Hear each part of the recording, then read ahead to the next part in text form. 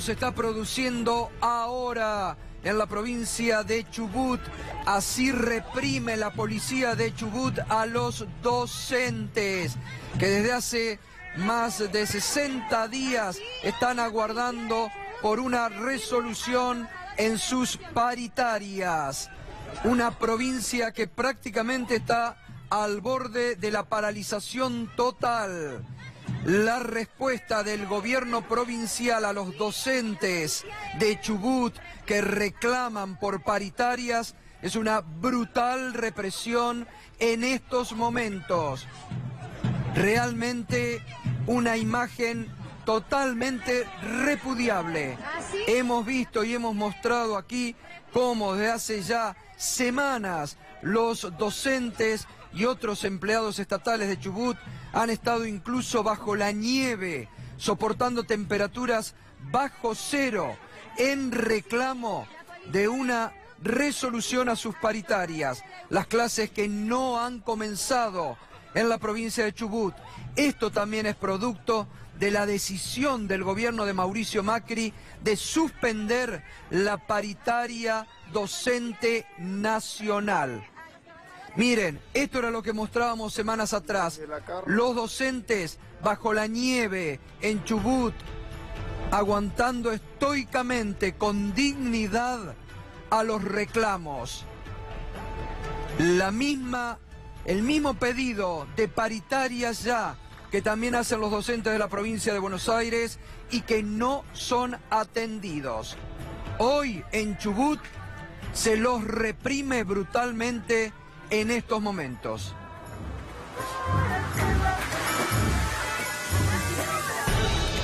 Y miren lo que eran estas imágenes de hoy. Miren, docentes acampando. Esta es una imagen de hoy.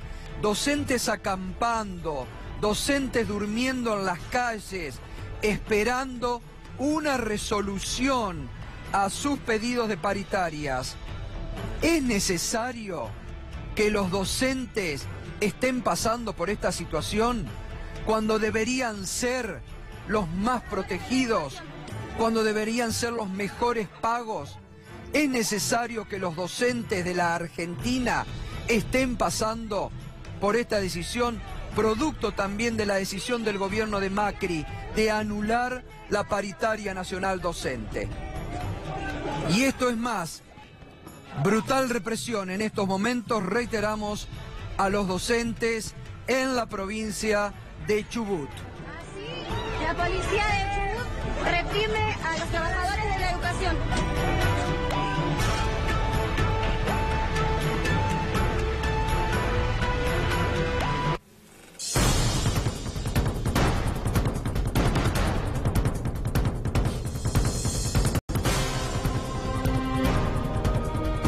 ¿Qué tal? Muy buenas noches, bienvenidos a Minuto 1 en la pantalla de C5N.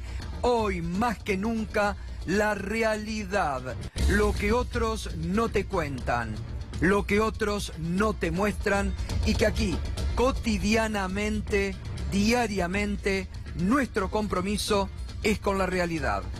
Y mostramos lo de Chubut, vamos a ver enseguidita el escándalo narco que crece en la ciudad de Paraná. Pero antes de comenzar, quiero enviar en mi nombre y en el de todos los compañeros de Minuto 1 nuestro abrazo solidario a los compañeros y a los colegas de la agencia oficial de noticias Telam. La siguen vaciando como al resto de los medios públicos. Desde el inicio de esta gestión están vaciando los medios públicos, que no solamente tienen muy bajo rating en los últimos meses, que no es producto de los laburantes que hay muy buenos, sino de una decisión de vaciamiento. 350 trabajadores hoy echados, perseguidos porque hay persecución en la agencia oficial Telam. Esto ya es, digamos, lo cotidiano en el gobierno de Cambiemos. La persecución a todos aquellos que no piensan como ellos, la adjetivación, la estigmatización de los laburantes. Recordemos que lo primero que hizo Cambiemos cuando llegó al poder fue comenzar a perseguir empleados públicos, a espiarles su Facebook, sus contactos, ver si pertenecían a alguna organización política. Por eso decimos que esto forma parte del camino que inició en su momento Cambiemos, de persecución contra todos aquellos que no piensan. Ya lo hicieron en el Estado, hoy lo hacen contra los colegas de la agencia oficial Telam. Para ellos, nuestro abrazo solidario y toda nuestra solidaridad. Ahora sí, conmocionada hoy la ciudad de Paraná porque la Policía Federal volvió a allanar, en este caso, la sede de Cambiemos en la ciudad de Paraná, ubicada en la calle Carbó. Las oficinas del concejal, ahí está, en la foto principal de la sede de El PRO de Cambiemos, el presidente Macri con el concejal Emanuel Gainza, presidente de la Juventud del PRO a nivel nacional. Este local partidario de Cambiemos fue allanado hoy por la Policía Federal en el marco de la causa de narcotráfico que conmociona a la ciudad de Paraná. También fue allanado las oficinas del concejal Gainza y uno de los domicilios del concejal. Se le secuestró un teléfono, su teléfono celular y otros elementos que han llevado a que el concejal Emanuel Gainza del PRO de Cambiemos, que tenía que declarar mañana como testigo en el marco de esta causa por narcotráfico que tiene al intendente de Cambiemos de la ciudad de Paraná, José Varisco, procesado en esta causa por narcotráfico. Se supo hace instante que el juez Ríos suspendió hoy la declaración del concejal Emanuel Gainza, que tenía que ir como testigo mañana. Tras estos allanamientos, el juez Ríos podría cambiar la calificación y podría poner como imputado en la causa al concejal Emanuel Gainza. Reitero, el juez ha suspendido como testigo la declaración que le iba a tomar mañana al concejal Gainza, que hoy fue allanado en sus oficinas, en su domicilio particular y también en el local del PRO, en el local de Cambiemos de la ciudad de Paraná, todo en el marco de la causa por narcotráfico, que tiene varios detenidos y que tiene al intendente de la ciudad de Paraná en el ojo, en la mira judicial, procesado en su relación también con los narcos detenidos. Pero además, ayer lo adelantábamos aquí en Minuto 1, fue detenido el secretario de Medios de la ciudad de Paraná por una denuncia de la viceintendenta. Va a estar 30 días detenidos. ¿José quiere decir algo? No, voy a declarar ahora. ¿Se siente responsable de las dos causas? No, para nada. Me he presentado voluntariamente. ¿Cree que es injusto todo esto? Absolutamente.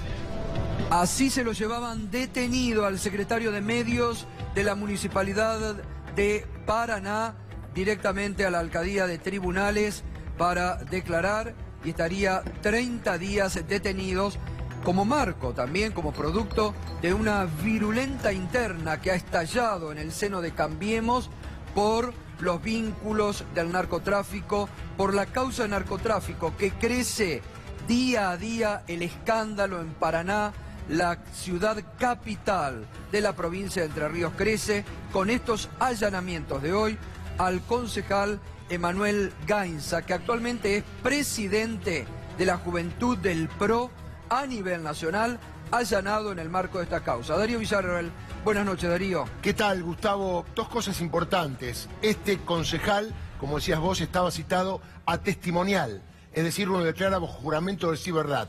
Con estos elementos nuevos, el allanamiento y lo que el juez está obviamente evaluando, seguramente su figura no será más la de testigo, sino la de imputado, y habrá que ver si alcanza para citarlo a indagatoria y dictarle un procesamiento con prisión preventiva igual que los otros que están en esa condición en la causa, con excepción del intendente, que nadie sabe por qué, sí sabemos, pagó 1 millón de pesos por una fianza, todavía se mantiene al frente del Ejecutivo. Bueno, porque además tiene la protección política del gobierno nacional.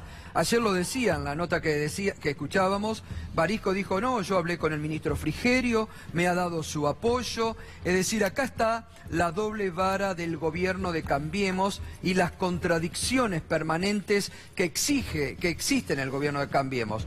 Para algunos, para los que no son de su palo, la cárcel. Para los que son de su palo, la protección política, como están haciendo con este escándalo. Recordemos, esto es un escándalo a nivel institucional. Está salpicando a las instituciones de la República, que es lo único que hay que cuidar en una democracia. No a los nombres, a las instituciones de la República se las cuida.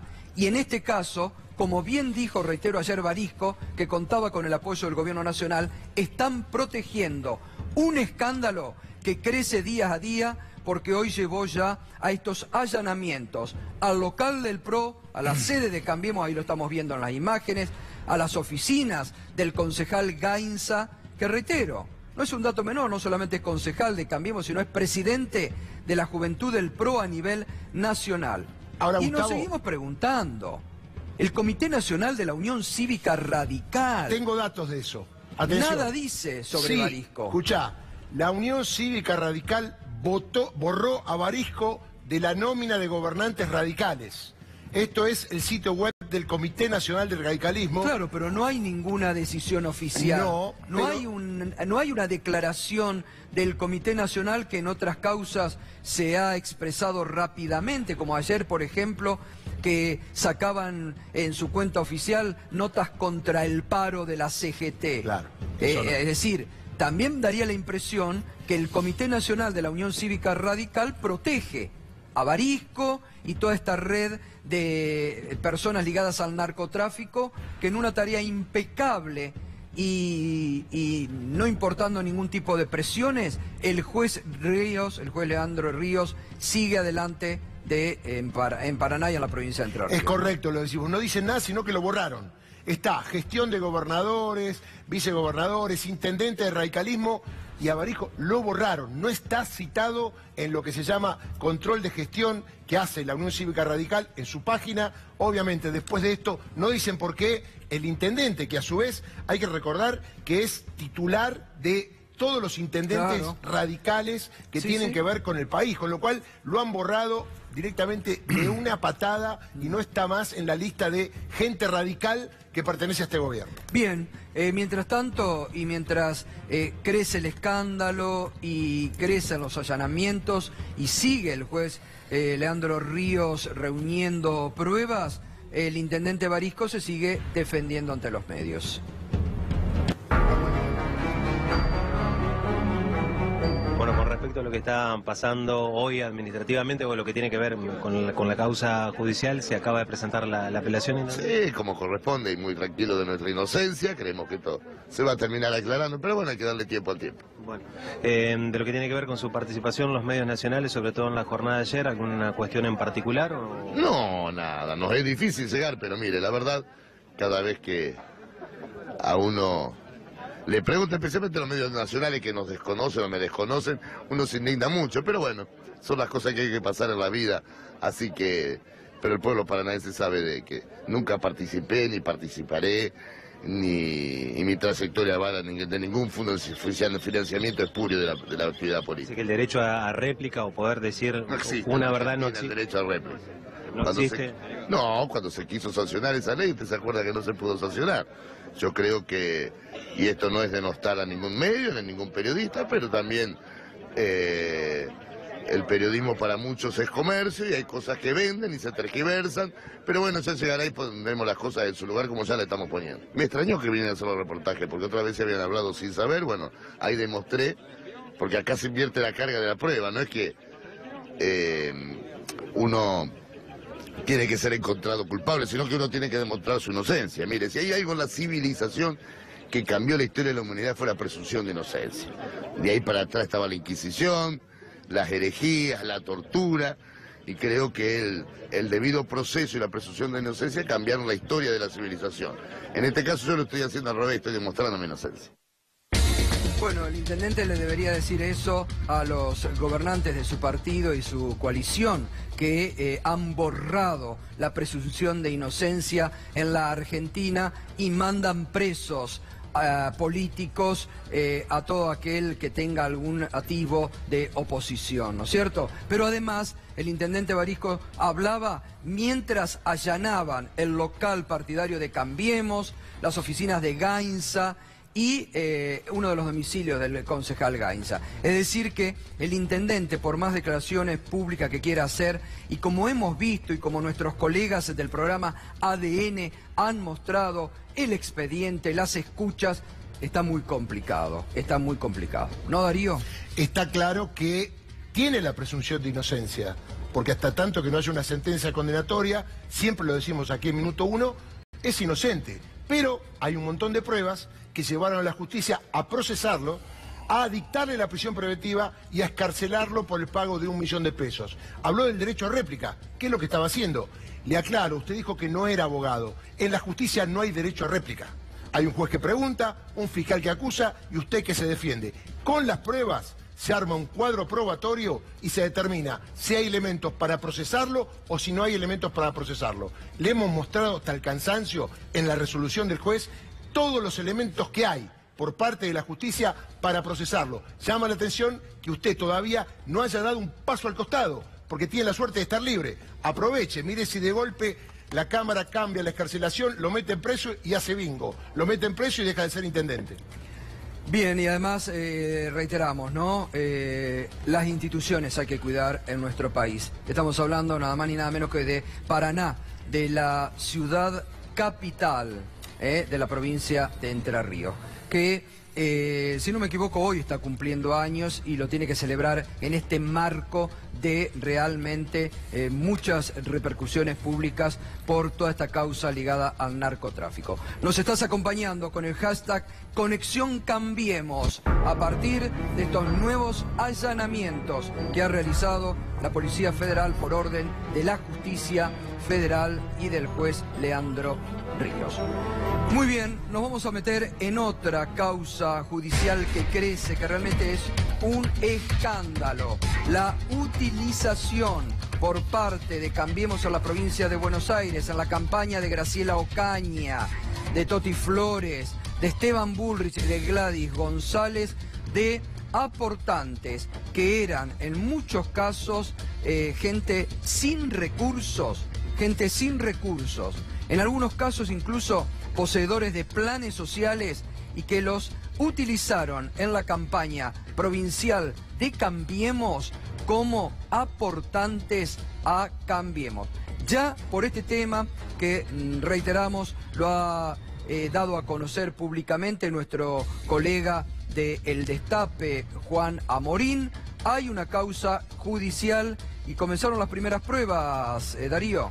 En realidad, Gustavo, hay dos causas. Una investigación preliminar del fiscal Jorge Di Lello, que de oficio tomó conocimiento de la nota de nuestro colega del Destape y lo citó a declarar. Obviamente le aportó todas las pruebas y hay una investigación preliminar. Pero ya hay otra denuncia penal que está en el juzgado Sebastián Casanelo, que le dio vista al fiscal Carlos Stornelli. Hace varios días ya. Esperemos que Stornelli dictamine acerca de lo que hay que hacer porque hay un montón de pruebas que se están agregando. El título de la investigación es "Usaron pobres para lavar dinero". Textual. Esto tiene que ver con casi 493 personas individualizadas, con número de documento, con dirección, que aparentemente son titulares de planes y a pesar de eso pudieron aportar a la campaña del PRO en la provincia de Buenos Aires. Obviamente se investiga falsificación de documentos porque también los afiliaron al PRO y esta gente no está enterada. Y el tema del lavado de dinero, cómo hicieron para recaudar 1,5 millones de pesos que se utilizó para la campaña, algo que está informado por la justicia electoral de la provincia de Buenos Aires. Pruebas sobran, Atención, este es un escándalo de proporciones que vincula al PRO de la provincia de Buenos Aires y tiene que ver con una especie de fraude electoral en las últimas elecciones. Bueno, porque además nuestros colegas mostraron los testimonios, mostraron a las personas que contaban de que ni sabían que estaban siendo utilizados como aportantes, ¿no? Así que eso también. Me dijiste que el fiscal es... El fiscal es Carlos Stornelli. Hace varios días... Era el mismo que era secretario de Seguridad del Club Boca Junior, ¿no? Exactamente, y el que empezó toda la campaña para detener a Julio De Vido, ¿te acordás? Sí. Con la apelación a la Cámara, cuando le dijeron que no, y finalmente logró que Julio De Vido ahora esté detenido, estando acusado por un delito, pero que tiene una pena máxima de 6 años de prisión, y no se entiende por qué todavía está detenido. Digo, desde aquí, esperemos que Carlos Stornelli haga o aplique el artículo 180, que es requerimiento. Que pidan medidas de prueba, que no le tiemble el pulso porque hay nombres importantes que tienen que ver con casi la cúpula del PRO de la provincia de Buenos Aires. No, y también sería muy bueno que los diputados electos, los senadores electos, que muchas veces han hablado de transparencia, de la lucha contra la transparencia, salgan a hablar, ¿no? Que salgan a hablar y que expliquen, porque hasta ahora se han mantenido en silencio de radio sobre este tema. Graciela Ocaña, ante la consulta que le hicieron del mismo medio, dijo que no va a hacer declaraciones y que todo está en manos de la justicia. Bueno. Recordemos que Graciela Ocaña conoce muy bien la justicia. Ha hecho este tipo de denuncias en el año 2007. ¿Te acordás cómo se recaudaba la campaña del kirchnerismo en aquel momento? Bueno, se ve que conoce muy bien. ¿Habrá aprendido? Si es que eso se hacía, digo, no sé. Bueno, que investigue la justicia, que tienen los fiscales muchas ganas de investigar. Acá tienen un tema porque esto es el financiamiento de la política también. Claro. Y no se puede estar utilizando personas, en muchos casos de escasos recursos, con planes sociales que han sido utilizados y que han sido utilizados sus nombres y sus personas. Muy bien, ya nos metemos en el tema económico. Malos índices, malas noticias para la economía de la Argentina. Ayer lo anticipábamos, no solamente el tema de la inflación creciente, que puede ser histórica para el mes de junio, sino también que ayer lo adelantaba Fernando Alonso a través del estudio de Orlando Ferreres, que marcaba una caída en la actividad industrial y económica para los últimos meses. La economía cayó 2,8% en mayo, según Orlando Ferreres, pero además, Fernando, ya hay datos oficiales. Hay datos oficiales que corresponden al mes de abril, porque el EMAE, que es el estimador mensual de actividad, que es el que elabora el INDEC, va siempre un mes atrasado.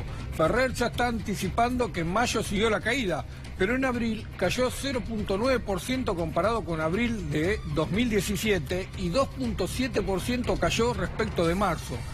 Empezó en abril el frío económico, cayó muy fuerte el nivel de actividad, venía creciendo, venía acumulando un crecimiento de 3,6% hasta marzo. Bueno, el acumulado ahora es de 2,4%. Y esto es lo que te va a permitir probablemente cerrar el año con algún número positivo, el arrastre de este crecimiento. Pero con los números que está tirando Orlando Ferrer y con los números de abril, es muy probable que el año termina en caída si no logran recuperar algo en el último trimestre del año. Cayó muy fuerte el nivel de actividad y en la explicación oficial dice, bueno, parte de la culpa la tiene la sequía. Cayó 9,10%, no, cerca de 10% la actividad en agricultura. Y creció muy fuerte intermediación financiera y construcción. Intermediación financiera en el primer trimestre del año, en el primer cuatrimestre del año, 9,4%. ¿Te imaginás lo que es, no? Intermediación financiera es toda la actividad vinculada al negocio financiero en la Argentina. El único que por hoy tiene un muy buen nivel de actividad. Sí. Es lo que más crece en la Argentina hoy, es la intermediación financiera. Bien. Ahora continuamos, Fernando. La canasta básica también, la canasta básica, los productos principales de la canasta básica que han aumentado. Esto lo anunciaba BAE. Enseguida vamos a estar hablando con Matías Barrotaveña, director del SEM, que tienen los últimos datos también sobre todo esto, ¿no? Subió 2,5% la canasta básica. Y estamos hablando de alimentos, para muchos casos imprescindibles. Mire, la harina sigue trepando, 13,2%. Los chocolates 12,6, insecticida 10,9, gaseosas 8,2, condimentos 7,2, queso rallado y pañales 6%. La cerveza 5,3, café y puré de tomate 3,7, pastas secas 3,1. A ver, uno puede dejar de algunos elementos de esta canasta, por ejemplo, dejar de tomar cerveza, bueno, dejar de comprar el puré de tomate, pero pastas, galletas, alguna que mermelada, bueno, son todos elementos necesarios para la alimentación diaria que siguen realmente trepando. Es donde ¿no? está pegando más la inflación, en todo lo que tiene que ver con el consumo básico de las familias. Así es. Y el economista Guillermo Calvo, un reconocido economista argentino, que anticipa que Macri estuvo mal asesorado. Hay volúmenes enteros dedicados a lo difícil que es parar la inflación. El influyente economista que habló con Infobae del FMI, las tasas altas en la nueva categoría de mercado emergente dice, ¿no? Macri estuvo mal asesorado cuando Macri decía justamente que era muy fácil bajar la inflación en la Argentina, un tema que el gobierno no puede controlar. Gustavo, 48.000 millones de dólares gastaron en bajar la inflación en Argentina. Generaron una deuda para el Estado de 48.000 millones de dólares y no bajaron nada la inflación. Así que y las proyecciones que vienen realmente muy negativas de la inflación, ¿no? Salvador Di Stéfano está dando 27% para el año, Marco Labaña ya da 35% para fin de año. EcoGo 30,5%, LSG 29%, REM 27,1%. Ahí es ya donde... la pauta del 25%, también olvidémosla ya, ¿no? Ahí el problema es si se pasa, como alguna consultora estima, pasa el 32%, hay que renegociar todo el acuerdo con el FMI. No arrancaste el acuerdo y ya te tenés que sentar a renegociarlo, porque fijar una pauta de 27% con un tope máximo de 32%. Pero si ya estamos hablando de 35%, claro, va a estar complicado. Por eso hoy el Banco Central dejó la tasa de interés de referencia en 40%. Ahora, qué increíble, porque ya todos los economistas, las proyecciones, están anticipando meses de recesión en la Argentina. Y el Banco Central mantiene tasas del 40-41%. Realmente esto es increíble, esto es un parate para la economía, ¿no? Tendrían que releer a Guillermo Calvo, que le dijo que la política antiinflacionaria fracasó. Bueno, la política antiinflacionaria del gobierno es esto, mantener la tasa de interés alta y con esto pagar las LEVAC. No dio resultado hasta ahora y no hay ningún motivo por pensar que les va a dar resultado hacia adelante. Ahora, el FMI cree en esto. El FMI cree que hay que subir la tasa de interés para bajar la inflación, que hay que generar recesión para bajar la inflación. Bueno, es lo que está haciendo el gobierno. El presidente de Confederaciones Rurales Argentinas estuvo muy duro con el ministro de Economía, Nicolás Duhovne, porque creen algunos sectores del campo que Duhovne finalmente va a suspender las bajas en las retenciones y se han puesto nerviosos los muchachos. Si vamos a hacer un esfuerzo, hagamos todos, porque a ver, hay gente que se piensa que el productor agropecuario es un tipo que anda en 4x4 porque le gusta la 4x4. El productor agropecuario anda en 4x4 porque no tiene caminos. A ustedes recién se le cortó porque yo no tengo conectividad. Estoy a 100 kilómetros de la ciudad de Santa Rosa y no hay internet. Mi pueblo tiene 2G, ¿sí? Y la plata que tenemos la tenemos que gastar en caminos propios y en generarnos nosotros nuestra propia conectividad. Y hay un señor que es el ministro de Economía que tiene la plata afuera y no la trae porque el país no le da seguridad. Bueno, empecemos a poner las cosas en orden, ¿sí? Vos también te sumaste entonces al pedido para que el ministro traiga la plata de afuera. Y a mí me parece que sería una buena señal, porque si él no cree en lo que está haciendo, estamos todos locos. Estamos en un avión en que el piloto no tiene matrícula. Estamos en un avión donde el piloto no tiene matrícula, un aliado, ¿no? De Cambiemos, un sector que apoya, pero que salió duro a reclamarle al ministro de Economía, Nicolás Duhovne, que traiga la plata del exterior para dar el ejemplo y que después hable, ¿no? Muy bien, ayer lo adelantamos, ayer le mostrábamos aquí una nota del diario La Capital de la ciudad de Rosario que mostraba cómo habían aumentado esto, 20.782 nuevos pacientes tiene la salud pública de la ciudad de Rosario, que esto también se convierte en dato económico, porque la mitad de ellos son desocupados, han perdido el empleo y la otra, la obra social. Hoy en Radio 10, en Mañana Silvestre, esta mañana, hablamos con Leonardo Caruana, secretario de Salud de la ciudad de Rosario.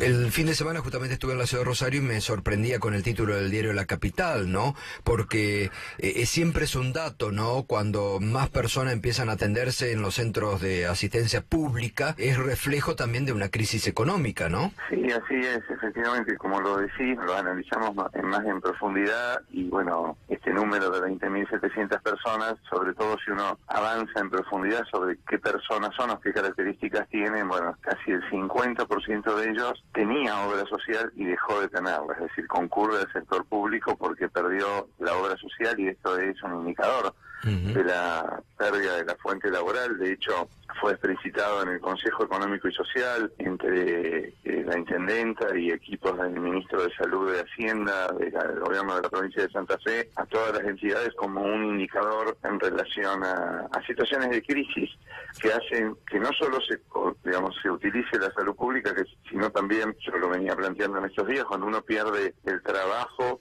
pierde esa estructuración de la vida de la persona que lo hace mucho más vulnerable a contraer enfermedades. Bueno, esto es muy triste realmente, es muy triste porque este dato lo estamos dando solamente de la ciudad de Rosario. ¿Usted se imagina a lo largo y a lo ancho de la Argentina las mismas situaciones que se están dando por gente que pierde el trabajo? Vamos a empezar a hacer a partir de esta semana, esta mañana lo hicimos en Mañana Silvestre en Radio 10 con un comedor de la ciudad de La Plata. Cómo están creciendo los comedores y las necesidades. Y como son momentos de tener mucha solidaridad con hermanos nuestros, mostrábamos ayer lo que fue el domingo acá, muy cerquita, en el Bajo Flores, como la comunidad educativa número 9 del Bajo Flores armó el domingo una olla popular para darle de comer a chicos porque el domingo no tienen un plato de comida caliente, cuando el domingo era el día más frío del año aquí en la ciudad de Buenos Aires. Esto mostrábamos, esto, personas de carne y hueso, de la realidad, como yo siempre le digo. Mire ahí, cuando caía la tarde del domingo con temperaturas muy frías y la comunidad, los vecinos del Bajo Flores habían preparado un guiso para darles de comer. Esto se está realmente y lamentablemente expandiendo a lo largo y ancho de la Argentina. Y a partir de esta semana lo vamos a empezar a mostrar aquí también en Minuto 1, distintas realidades de comedores que también necesitan una mano nuestra, gestos de solidaridad para sostenerlos, ¿eh? Es una necesidad creciente. Lamentablemente estos son los indicadores concretos de cómo es la situación económica que el gobierno no quiere ver. Esta es la realidad que duele en la Argentina de hoy. Darío Villarruel, fallo de la justicia a favor de un represor, otro. Sí, ¿se acuerda cuando todos marchamos por la ley del 2x1 y lo que había hecho la Corte? Bueno, no lo muestran los medios, por eso tenemos la bendición de estar aquí y poder contarles cosas que no se publican, salvo algunos colegas, en este caso en tiempo argentino. Tiene que ver con un represor, Jorge Osvaldo Stedin, condenado a 17 años de prisión por el secuestro, tortura de este señor, usted lo debe recordar, Mario Abel Amaya, miembro del radicalismo alfonsinista, que fue diputado en 1973-1976. Fue secuestrado en el 76. Stedin fue condenado a 17 años de cárcel por el secuestro ilegal, las torturas y la muerte del diputado y dirigente de la UCR, Mario Abel Amaya, uno de los primeros alfonsinistas, abogado y militante. A ver, ¿por qué es grave esto? Porque este señor que tiene 70 años había pedido su prisión domiciliaria y la Cámara de Comodoro Rivadavia le dijo que no. Apeló ante la Cámara de Casación, donde están estos dos señores. Uno es Carlos Maíquez, hombre muy ligado al gobierno del PRO, y el otro es Eduardo Ricci. Preste atención a Eduardo Ricci, porque le voy a contar algo para que usted recuerde. Causa Oil Combustibles, detención de López y de Sousa, ese señor. ¿Pero qué hizo acá? le concedió la posibilidad de la prisión domiciliaria a alguien que tiene lumbalgia. A ver, en aquel momento habían dicho que había que mantener al condenado en prisión porque significaría violar la convención. Esto es lo que dijeron. Mantener al condenado en prisión significaría violar la Convención contra la Tortura y otros tratos o penas crueles, inhumanos o degradantes. Esto es lo que dijeron estos jueces. ¿Cuál es lo que queremos decirle? Esta Cámara de Casación que deja libres a genocidas, condenados por torturas y asesinatos, recordemos que el fallecido tenía asma y sin embargo lo llevaron a la cárcel y no pudo soportar la tortura y se murió. En este caso, este represor, condenado a 17 años, presentó certificados médicos porque tiene lumbalgia y algunas otras cuestiones. Pero ¿qué quiero decir? Que el señor que está a la derecha, Esteban Ricci, fue el señor que ordenó hace un mes y medio la detención de los dueños de este medio, Cristóbal López y Fabián de Sousa, que están acusados de un delito económico, que no mataron a nadie, que no están condenados. Sin embargo, ellos están detenidos y el represor, asesino, torturador, condenado a 17 años, después de haber estado 2 años en prisión, en este momento está en su casa y seguramente nos está mirando por televisión. Distintas varas con que la justicia ahora juzga en la Argentina y hay que tener cuidado. Todos estamos en peligro. Mire, 2 personas que todavía son inocentes están detenidas y un represor condenado por torturar y matar está con prisión domiciliaria. Ojo, que esto abre la puerta a un montón más de fallos que los medios no le cuentan para que torturadores recuperen la libertad. El 2x1 era una cosa, pero ahora se vienen los fallos de la Cámara de Casación, mientras muchos están distraídos en otra historia. Bueno, y era lo que pedían muchas editoriales. No nos olvidemos, de los pobres viejitos que estaban enfermos en la cárcel, genocidas. No nos olvidemos, Bien, Pedro Briguer. Mira, lo que acaba de plantear Darío está muy vinculado con la columna de hoy, porque hoy el Tribunal Supremo de los Estados Unidos, por 5-4, defendió y apoyó una resolución del presidente de los Estados Unidos que, según el presidente, es para defenderse al terrorismo, que le prohíbe a ciudadanos de Irán, Libia, Siria, Somalia y Yemen entrar a los Estados Unidos. Apenas accedió al poder, Donald Trump dijo: yo no quiero que entren más musulmanes a mi país. Lo restringió a 5 países y le agregó funcionarios de Corea del Norte y Venezuela, el gran comodín. Siempre Venezuela, hay que prestar atención a la ofensiva de los Estados Unidos hacia Venezuela. Pero lo de hoy está en línea con la ideología de Donald Trump. Recordemos que él en su momento tuvo declaraciones racistas en contra de negros, en contra de musulmanes. Hoy hay un editorial del New York Times respondiendo a esta nueva resolución del Tribunal Supremo de Justicia que dice que es una barbaridad y que le abre la puerta a más racismo. Y recuerda un poco la historia del propio Donald Trump, que se negó a alquilarle en su momento un departamento a gente negra, que pidió la pena de muerte para 5 negros que supuestamente habían violado a una mujer blanca, que después resultó que no era cierto, que fueron absueltos. Recuerden que Donald Trump exigió que Barack Obama presentara su partida de nacimiento. Él decía que Barack Obama no había nacido en los Estados Unidos. Ahora, retomando lo que decía Darío Villarroel, hace poco el embajador nuevo de los Estados Unidos llegó a la Argentina y dijo que él venía acá a ayudar a la justicia. Y yo pregunto, ¿esta es la ayuda que nosotros queremos o necesitamos? ¿Queremos que venga gente a ayudarnos a tener una justicia o un poder judicial más racista, más xenófobo, más discriminador? ¿Es eso lo que viene a enseñar o a ayudar el embajador de los Estados Unidos? Bueno, hay que tomar el fallo del Tribunal Supremo, celebrado, por supuesto, por el presidente de los Estados Unidos, Gustavo. Muchas gracias, Pedro. Bueno, muy bien, estamos con Leonardo Fabré, vamos a seguir hablando de un tema que nos preocupa, que él viene advirtiendo aquí, que es el tema ANSES y lo que se viene, y Matías Barrotaveña, director del SEM, y bueno, que tienen datos realmente. Estábamos hablando aquí de cómo se han escapado los precios, la inflación, desempleo. Ustedes tienen datos muy duros también sobre la realidad que estamos viviendo, ¿no? Sí, nosotros venimos haciendo un monitor de clima social, esta es la 6ª toma, desde diciembre del 2016 venimos evaluando y nos encontramos con los peores números desde que comenzamos a medir. Vemos por un lado en lo que hace a lo económico, el 68% cree que la economía está mal o muy mal. Este número era del 37 en octubre. En octubre del año pasado fueron los mejores números en términos de... Cuando Cambiemos gana la elección. Ese momento fue como se generó en términos de ingreso, de paritarias, de préstamos, un momento electoral y fueron los mejores números. Pero vemos que eso repercute sobre el mercado laboral. El 61% dice que no llega a fin de mes. El 52% dice que tiene miedo a perder el trabajo. Y el 48% que alguien de su familia, su núcleo cercano, perdió el trabajo. Y por último, esto pega después también en el consumo y particularmente en alimentos. Qué alto el número de personas que no llegan a fin de mes, 61%, ¿no? Sí, y pensemos que esto además son promedios. La región metropolitana es muy desigual.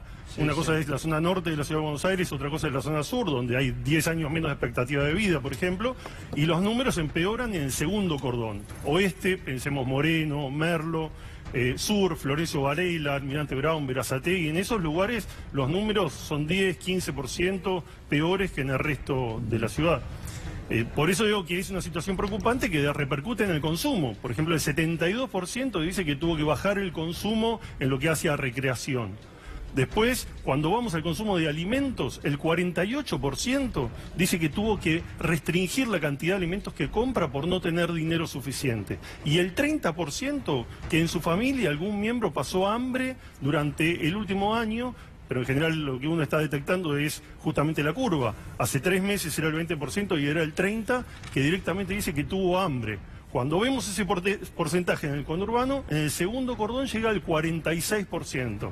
Es decir, que estamos en una situación con una caída de ingresos muy fuertes por las paritarias que se buscó cerrar en el 15%, una transformación de la fórmula para medir las jubilaciones, caída de AUH, parate ahora también de la obra pública, y todo esto va convirtiendo un combo que con la devaluación, el impacto en alimentos y todo lo que viene con el ajuste propuesto por el FMI, la verdad nosotros lo que queremos es alertar porque hay que tomar medidas urgentes para poder contener esta explosión de esta emergencia social. ¿Miden ahí jubilados, por ejemplo?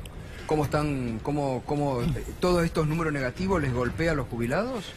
Lo hacemos por edad, y por edad, o sea, más allá de si tiene... Claro. Está la parte de ocupado, pero dentro de jubilados por edad, las personas mayores tienen la parte de medicamentos, sube muchísimo. Claro. Recordemos que hubo una quita en términos de cuál era la protección que daban el PAMI y el Estado, y la aumenta muchísimo. Pensemos que en la torta que se achica, ¿no? Se achica porque pierden 10, 15 puntos con respecto a la inflación, y de esa torta que se achica, gran parte tiene que ir a las tarifas, el 70%, alrededor del 70% según el servicio, dice que no puede pagar o que son impagables. Son muy caras las tarifas de gas, de luz, de agua, que el agua no daba tan alto y ahora el 64% dice que le parece muy alto, que no la puede pagar. Después está también los medicamentos y después alimentos, que como sabemos está muy atado al valor del dólar por la baja de retención. Totalmente, sí.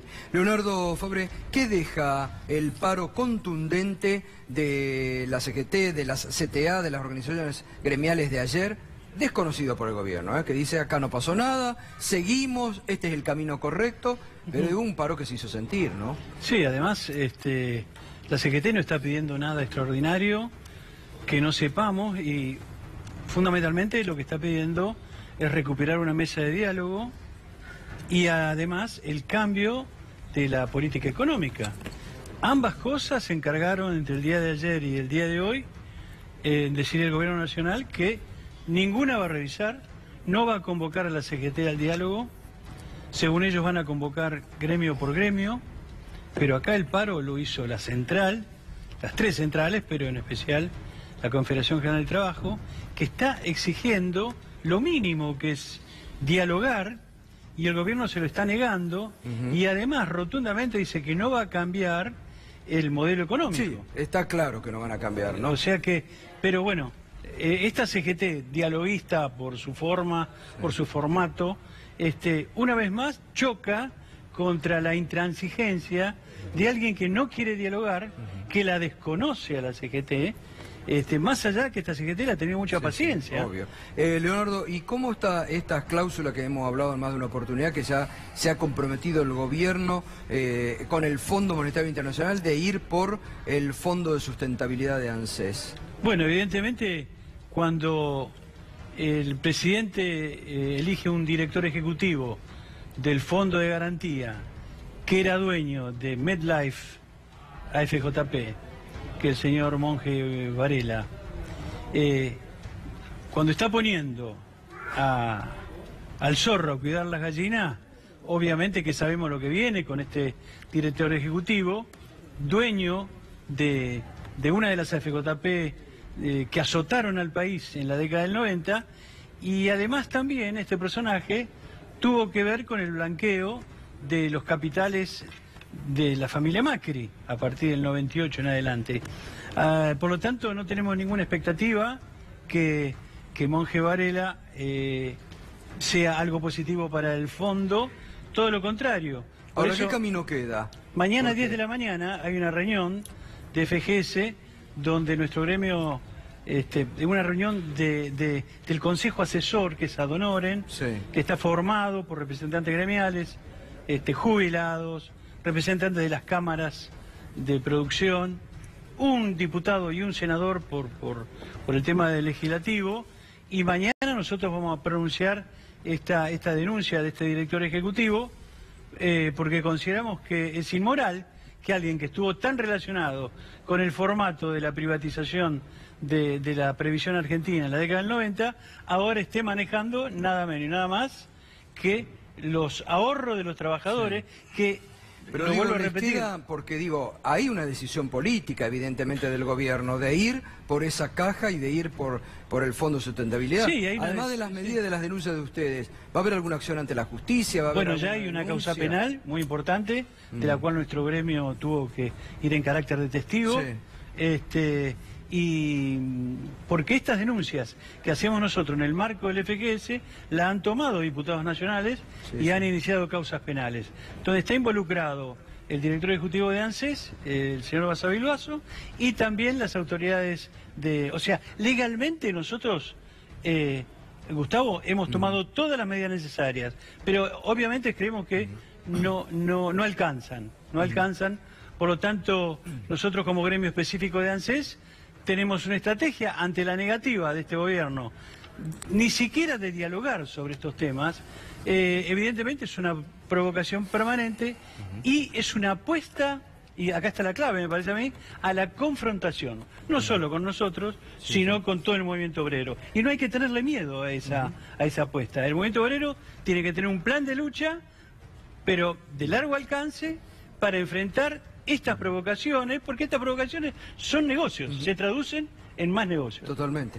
Matías, con estos números que son tremendos, duros, que tienen mucha, además, están en consonancia con otros números consultoras o con datos de la realidad, digo, ¿qué se avecina para los próximos meses en la Argentina? ¿Se abre un periodo ya de recesión técnica, como se dice? Bueno, yo creo, y escuchando también los pronósticos que uno ve de diferentes economistas, que estamos yendo a un esquema donde va a haber recesión con inflación. Es decir, es muy difícil que puedan frenar la inflación porque evidentemente una devaluación, quita de retenciones mediante, impacta fuertemente en los precios, pero por otra parte la recesión que provoca el ajuste. A mí me preocupa porque a veces cuando se instala la discusión desde lo social, hay algunas figuras del gobierno que plantean un esquema de cierta caridad o de contención social y dicen, bueno, pero nosotros sostenemos los planes. Pero la verdad es que cuando uno ve el crecimiento de la pobreza, claro, si uno sostiene, por ejemplo, en un comedor 300 viandas y vienen 700 personas, evidentemente más allá que uno diga que sostiene, y además estamos viendo, o sea, el presupuesto, la provincia de Buenos Aires perdió, por ejemplo, con la devaluación, perdió el fondo del conurbano, es decir, ahora pasó a su deuda pública creció en más que lo que había logrado con la pelea del fondo del conurbano. Eso hace que las viandas, que los alimentos que los chicos reciben en el colegio, que los comedores escolares, que tienen muchísima más demanda, que queden con precios prácticamente ridículos en términos de lo que pueden acceder. Entonces está claro que esto no se va a resolver es urgente la política social, es urgente recomponer los valores de la UH, de la jubilación, las paritarias para movilizar el consumo interno, es urgente atender la emergencia, las personas que están en situación de calle, que han crecido y que con este frío estamos viendo casos de muertes, o muertes, bueno, como el caso del electrodependiente, con el tema de los tarifazos. Pero lo más importante es que se discuta el modelo económico, porque si este modelo económico sigue apostando a una Argentina donde uno tiene solamente algunos sectores rurales, sectores de la minería y los sectores financieros, hay 20 millones que sobran en la Argentina. Entonces, y muchos de ellos están en el conurbano, en las partes más alejadas de las grandes ciudades, en las metrópolis, en Rosario, en la ciudad de Buenos Aires, y es un combo explosivo, porque por el otro lado vemos una ministra de Seguridad también que está proponiendo que las Fuerzas Armadas intervengan en lo que tiene que ver con seguridad interior. Por eso creo que estamos a tiempo, me parece que lo ha hecho el Congreso cuando votó la ley por el tema del tarifazo, lo ha hecho el movimiento obrero con el paro, las organizaciones sociales, creo que todos están siendo muy prudentes, la Iglesia con el encuentro este fin de semana también de la pastoral, que han tenido la oportunidad los obispos de decírselo en la cara a los funcionarios. Me parece que todos queremos que a la Argentina le vaya mejor y que no tengamos situaciones de crisis social. Sería bueno que el gobierno escuche, ¿no? Sí, sobre todo la advertencia de Monseñor Ojea en la pastoral social, ¿no? ¿Hasta cuándo puede uno tolerar esta impunidad? Porque resulta que por un lado la CGT propone el diálogo, ellos alegremente lo ha dicho el titular del episcopado, Monseñor Ojea, clarísimo en la conferencia ahora este sábado, realmente. Ahora aparentemente ya lo que han abandonado es la pauta del 15%, ¿no? Claro, la realidad... El 25 parece que van a esa pauta, ¿no? La realidad superó largamente.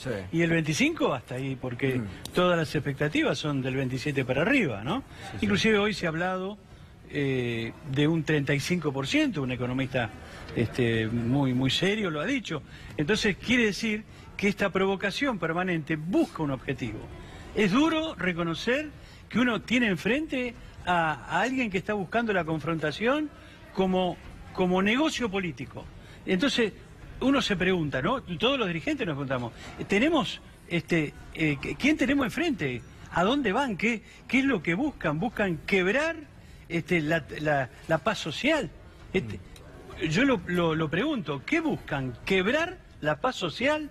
¿Quieren escaparse de esta realidad echándole la culpa al pueblo porque en algún momento pudiera reaccionar el pueblo? Porque parece que lo están buscando, ¿no? Lo hemos vivido esto, pero nunca vivimos a una política tan suicida, por todo lo que se ha dicho aquí, y que se ratifica prácticamente en todos los canales, más allá que sean canales de difusión alineados con este gobierno. Ya nadie lo puede disimular. Es verdad, no se puede disimular. Claro. Lo estamos viendo lamentablemente en la realidad día a día.